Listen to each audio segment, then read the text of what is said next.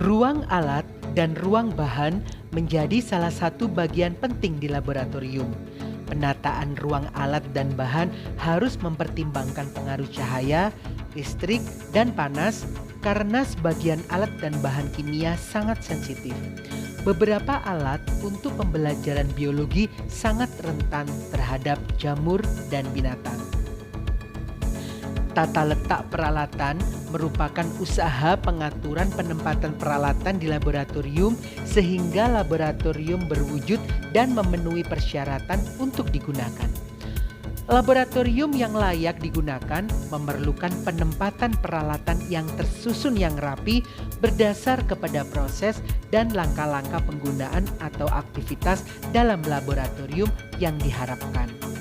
Begitu pula dengan daerah kerja harus memiliki luas yang memungkinkan SDM bergerak bebas, aman dan nyaman, di samping lalu lintas bahan yang akan digunakan dapat sampai ke tempat kerja dengan mudah dan lancar.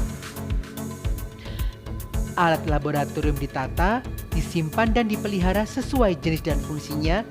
Alat yang terbuat dari besi tidak disimpan berdekatan dengan bahan kimia, terutama bahan korosif, agar tidak mudah berkarat. Penataan alat dan bahan praktikum sangat bergantung kepada fasilitas yang ada di laboratorium dan kepentingan pemakai laboratorium.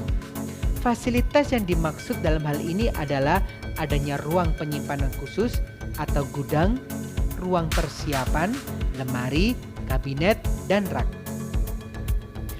Dalam penyimpanan dan penataan alat, perlu memperhatikan jenis bahan dasar penyusun alat tersebut. Pemisahan penyimpanan alat seperti alat yang terbuat dari logam tentunya harus dipisahkan dari alat yang terbuat dari gelas atau porselen. Alat yang terbuat dari logam umumnya memiliki bobot lebih tinggi dari peralatan yang terbuat dari gelas atau plastik. Alat-alat yang berat di tempat yang lebih rendah agar mudah diambil dan disimpan kembali. Beberapa alat memiliki lebih dari satu fungsi atau multifungsi.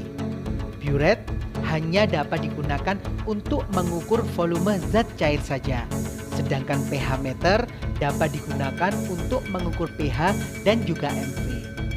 Contoh lain adalah multimeter atau yang biasa kita kenal dengan avometer yang dapat digunakan untuk mengukur kuat arus listrik, tegangan listrik, dan hambatan listrik.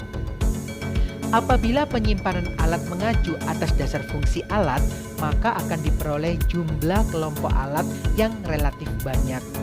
Oleh karena itu, pengelompokan dapat dibagi berdasarkan fungsi alat sebagai alat ukur dan alat bukan alat ukur.